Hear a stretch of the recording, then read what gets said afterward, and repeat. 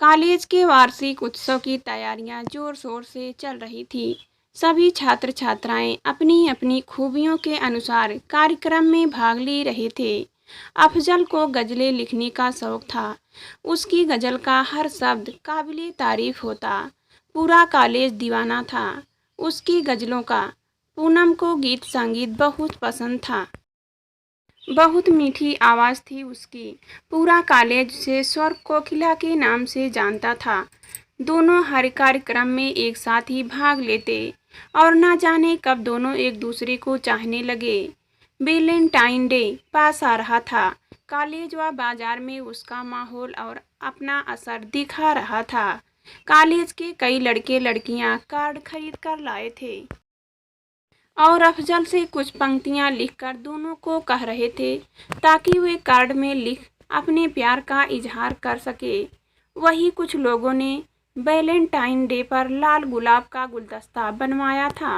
अफजल आज एक लाल गुलाब लेकर पूनम के पास जा पहुंचा और बोला, मैं तुमसे प्यार करता हूं पूनम, क्या तुम स्वीकारोगी मेरा प्यार। यह कह वह अपने प्यार का इजहार कर बैठा। पूनम अफजल को मन ही मन चाहने लगी थी, सो उसने फूल हाथ में ले शर्माते हुए झुकी।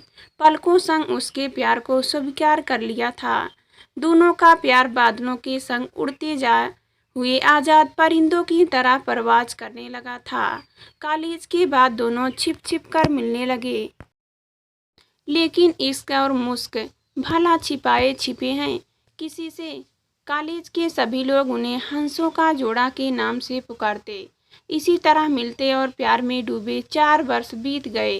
कॉलेज खत्म कर दोनों अपनी अपनी नौकरी में लग गए। पूनम अपनी पूरी तनख्वाह अपनी माँ के हाथ में रखती। हाँ, कुछ रुपए हर तनख्वाह में से अपने भाइयों के लिए उपहार के लिए रख देती।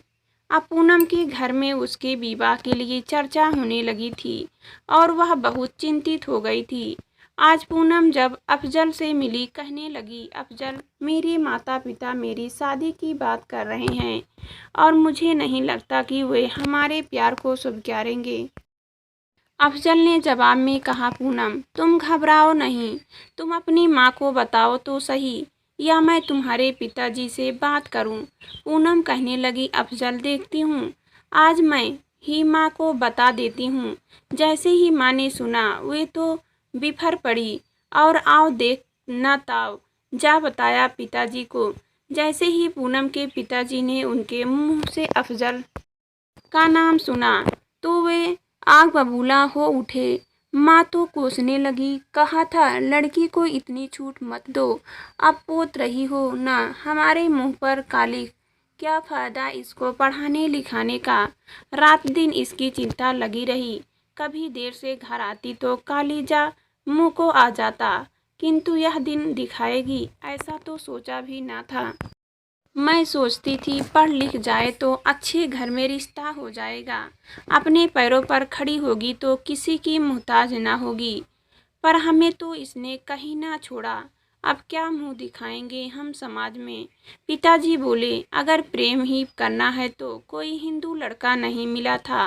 पूनम ने कितनी बार समझाने की कोशिश की थी अपनी माँ को। वह कहती, माँ अफजल एक नेक इंसान है, 4 साल साथ में गुजरे हैं हमने और फिर हम एक दूसरे को अच्छे से समझते भी हैं। ऐसे में तुम क्यों खिलाफ हो उसके। उसकी जगह किसी हिंदू लड़के से शादी कर लूँ और हमारे विचार ही आपस में न मिल खाए तो उस शादी का क्या फ़ायदा माँ।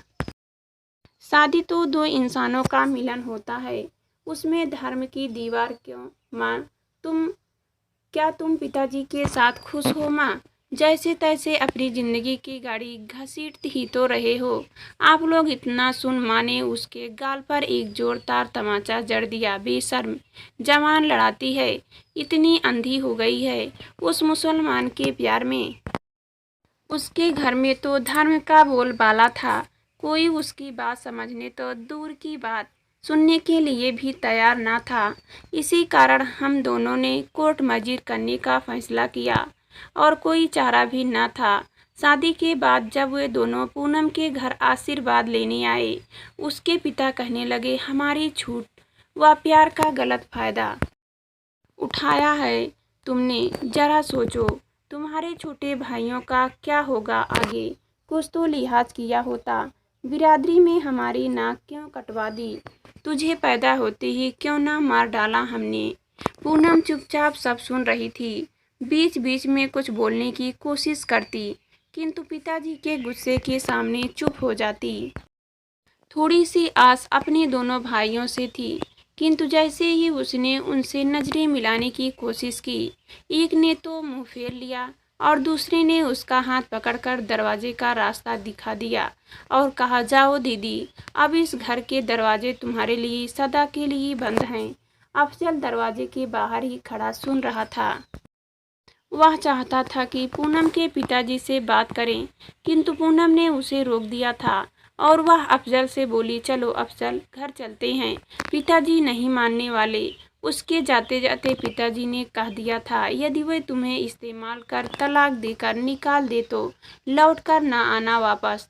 अफजल को भी बहुत बुरा लग रहा था कि पूनम उसके प्यार व निकाह क्या कर बैठी। आशीर्वाद मिलना तो दूर, उसके लिए उसके माता पिता के घर के दरवाजे भी हमेशा के लिए बंद हो गए थे। सो दोनों अफजल के घर आ पहुँचे। अफजल की मां ने नई बहू का स्वागत की पूरी तैयारियां कर रखी थी। अफजल के रिश्तेदार इस विवाह के खिलाफ थे। आखिर हिंदू व मुस्लिम एक दूसरे के कट्टर दुश्मन जो बने बैठे हैं। सो उसकी मां अकेली ही स्वागत कर रही थी अपनी बहू का। अफजल की मां ने उसे बेटी सा प्यार दिया। वे कहने लगी, बेटी, तुम मेरे अफजल के लिए अपना सब कुछ छोड़कर आई हो। अब मैं ही तुम्हारी माँ बाप भाई हूँ। इस घर में कोई परेशानी हो तो जरूर कहना। अफजल की माँ की बातें पूनम को बहुत सुकून दे रही थी। कहा तो एक तरफ उसके अपने घर वाले उसे कोस रहे थे, और जब से वह उसकी अफजल की बातें उन्हें मालूम हुई, एक दिन भी वह चैन की नींद ना सो पाई थी और ना ही एक भी निवाला सुकून से खाया था। ऐसा मालूम होता था जैसे बरसों से भूखी व थकी हो। 2 दिनों बाद दोनों हनीमून के लिए मासूरी घूमने गए। वहाँ की वादियों में दोनों रम जाना चाहते थे, लेकिन वहाँ भी पूनम को अपने माता पिता की बातें याद आती रहती। खैर 15 दिन पूरे हुए, हनीमून खत्म हुआ। अब अफजल व पूनम दोनों को दफ्तर जाना था। अफजल की माँ पूनम को सगी बेटी सा प्यार दे रही थी। एक ही वर्ष में उसने चांद सी बेटी को जन्म दिया।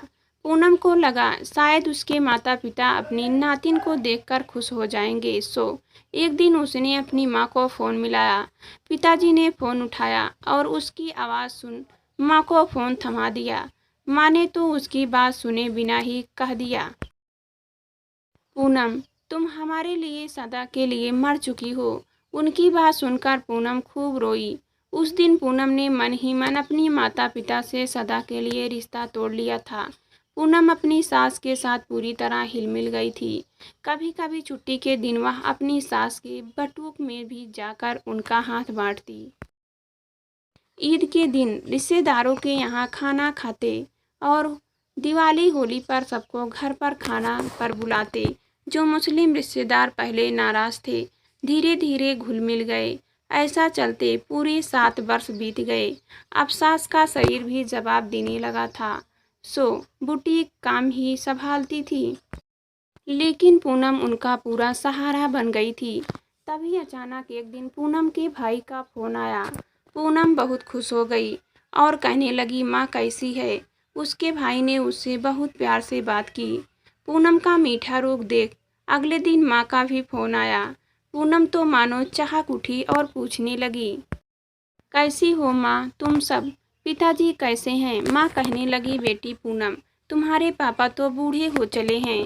भाई पढ़ाई लिखाई में तो कुछ खास अच्छे निकले नहीं। सो तुम्हारे पिताजी ने उन्हें एक दुकान खुलवा दी, किंतु दोनों के दोनों एक फूटी कौड़ी घर में नहीं देते हैं, बल्कि कर्जा और हो गया।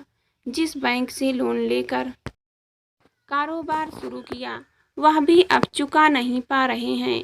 यदि तुम कुछ रुपयों का इंतजाम कर सको। उसे ठीक तरह बात करते देख माँ ने भाइयों के लोन चुकाने के लिए पूनम से रुपए मांग ही लिए।